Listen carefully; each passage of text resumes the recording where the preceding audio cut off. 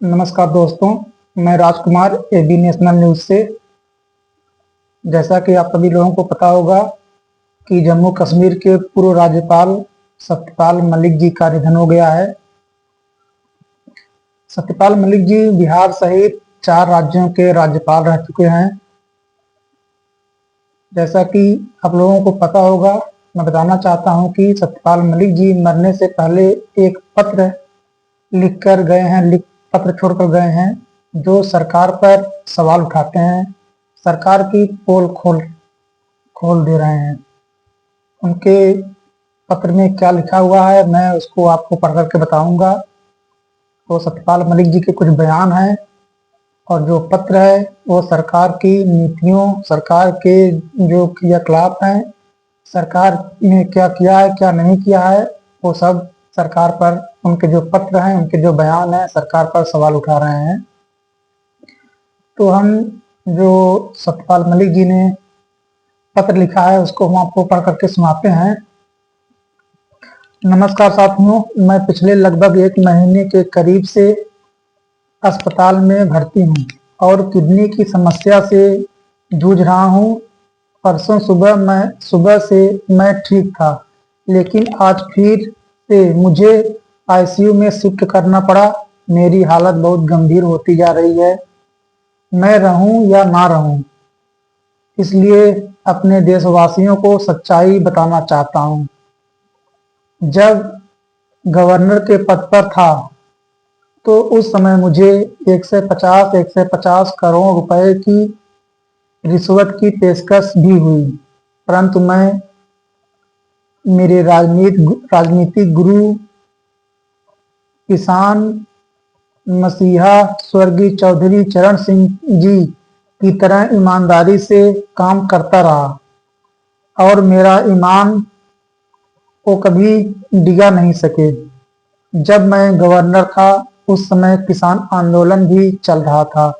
मैंने बगैर राजनीतिक लोभ लालच के पद पर रहते हुए किसानों की मांग को उठाया।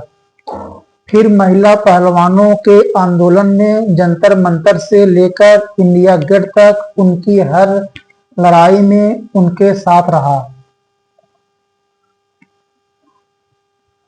पुलवामा हमले में शहीद वीर जवानों के मामले को उठाया, जिसकी आज तक इस सरकार ने कोई जांच नहीं करवाई।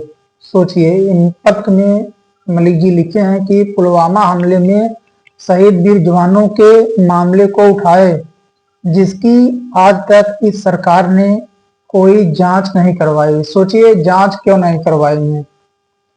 छोटी छोटी बात पर चुनाव आते हैं तो विपक्षी नेताओं पर ED, CBI, supreme court, high court सबको पीछे लगा दिया जाता है जांच करने के लिए। लेकिन इतनी बड़ी बात पुलवामा हमले की जांच को लेकर के, लेकिन सरकार ने आज तक जांच नहीं करवाई।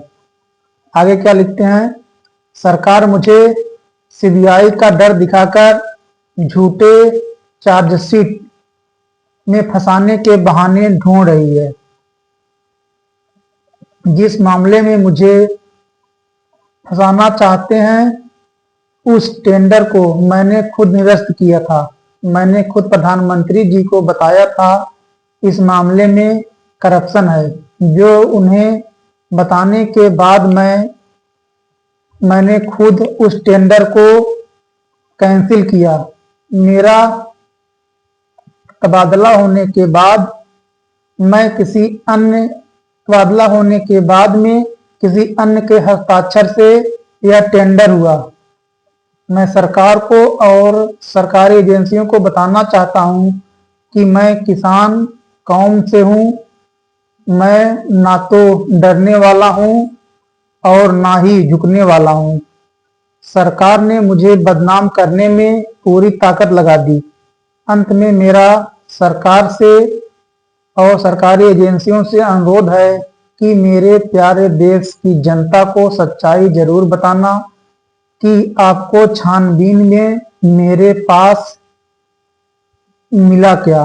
हालांकि सच्चाई तो यह है कि 50 साल से अधिक लंबे राजनीतिक जीवन में बहुत बड़े बड़े पदों पर देश सेवा करने का मौका मिलने के बाद आज भी मैं एक कमरे के मकान में रह रहा हूँ और कर्ज में भी हूँ। अगर आज मेरे पास धन दौलत होती तो मैं प्राइवेट हॉस्पिटल में इलाज करवाता। सत्यपाल मलिक, पूर्व गवर्नर। ये है सत्यपाल मलिक जी का पत्र। बोल रहे हैं कि आज भी मैं कर्ज में हूँ, एक कमरे के मकान में रहता हूँ। जैसा कि उन्होंने बताया कि पुलवामा हमले की जांच को लेकर के, लेकिन आज तक उसकी जांच नहीं हो पाई।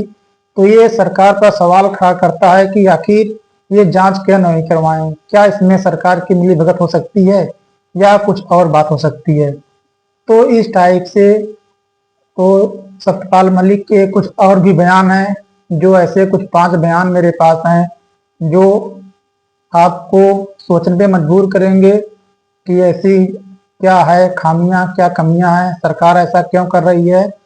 उस 5 जो बयान है सत्यपाल मलिक को, उसको भी मैं आपको सुनाता हूं। 2 नवंबर 2021 पुलवामा अटैक के वक्त PM Narendra Modi Corbett national park में अपनी शूटिंग करवा रहे थे। बाहर आकर पीएम ने एक ढाबे से फोन कर मुझे पूछा, क्या हुआ? मैंने कहा, ये हमारी गलती से हुआ। तब मुझे चुप करवा दिया गया। सोचिए, पुलवामा अटैक के समय जब ये बातचीत हुई तो उन्होंने कहा कि गलती है हम लोगों की, लेकिन इस पर उनको चुप करवा दिया गया। दूसरा उनका एक बयान है 25 अप्रैल 2023, देश बहुत गलत आदमी के हाथ में है। यदि किसान एक नहीं हुआ और केंद्र में बैठी सरकार दोबारा सत्ता में आई तो किसान नहीं बचेंगे। वे सबसे पहले खेती खत्म कर देंगे ताकि आप मजदूरी करने लगो। उसके बाद फौज को खत्म कर देंगे। एक और उनका बयान है, तीसरा बयान 21 मई 2023, अगर अगले चुनाव तक जनता ने इनके खिलाफ मतदान नहीं किया तो ये आपको मतदान करने लायक ही नहीं छोड़ेंगे। ये कह देंगे कि जब हम ही चुनाव जीतते हैं तो चुनाव कराने की क्या जरूरत। न कोर्ट रहेंगे, न फोर्स रहेगी, न फौज होगी और न कोई ऐसा सिस्टम रहेगा जिससे इन पर कंट्रोल किया जा सके। उनका चौथा बयान 24 मई 2023, प्रधानमंत्री नरेंद्र मोदी अपनी नाक के नीचे भ्रष्टाचार करवाते हैं, उसमें इनकी हिस्सेदारी होती है और पूरा रकम अडानी को जाती है। तो सोच लीजिए, ये साफ साफ कह रहे हैं कि इनके नाक के नीचे भ्रष्टाचार होता है और जो रकम होती है वो अडानी को जाती है।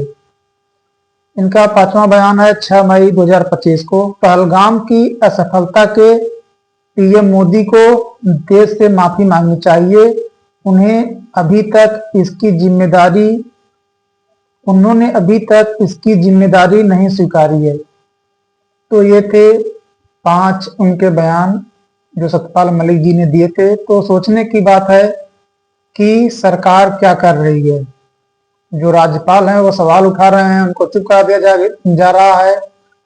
पुलवामा हमले की जांच नहीं हो रही है और छोटे छोटे कामों में, छोटे छोटे बातों पे लोगों को फंसा दिया जाता है। सीबीआई, ईडी और ये सारी चीजें हो रही हैं, लेकिन जो जरूरी चीजें हैं उन पर जांच नहीं हो रही है। तो इससे ये अनुमान लगाया जा सकता है कि जो ये पुलवामा हमला हुआ है इसमें सरकार की मिलीभगत हो सकती है।